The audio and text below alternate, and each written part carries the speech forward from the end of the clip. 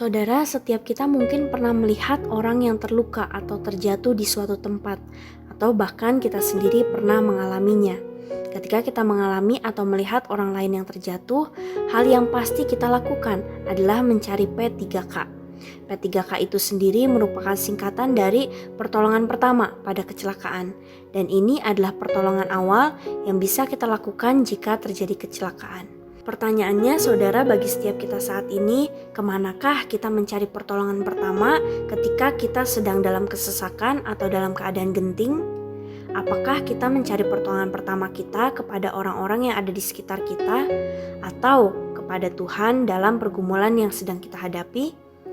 Tokoh Alkitab hari ini ingin mengingatkan kembali kepada setiap kita bahwa ada seorang ibu yang ketika ia dalam kesesakan, ia datang mencari pertolongan pertamanya kepada Tuhan.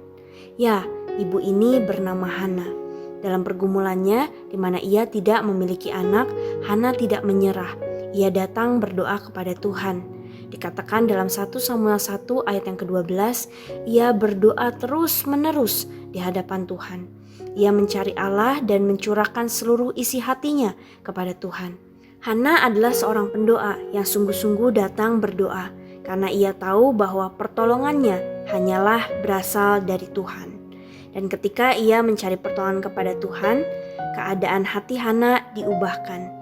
Dalam 1 Samuel 1 ayat yang ke-18 dikatakan bahwa lalu keluarlah perempuan itu, ia mau makan dan mukanya tidak muram lagi. Ketika Hana datang berdoa mencari Allah, Hana mendapat ketenangan dan kekuatan untuk tetap percaya dan berharap kepada Tuhan.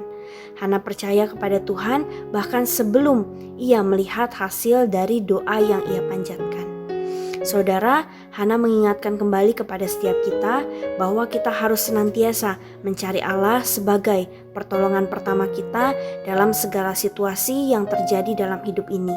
Bukan kepada orang lain, bukan juga kepada kekuatan diri kita sendiri. Ketika kita tidak jemu-jemu berdoa, maka di situ Tuhanlah yang akan bekerja. Ialah yang akan menolong, memberikan kita damai sejahtera, memberikan kita ketenangan, serta kekuatan untuk menghadapi pergumulan tersebut. Doa akan membuat kita semakin percaya dan berharap kepada Tuhan. Mari saudara, jadilah pendoa. Dalam segala hal, mari kita datang mencari Allah dan dengan berdoa kepadanya setiap hari. Tuhan Yesus memberkati.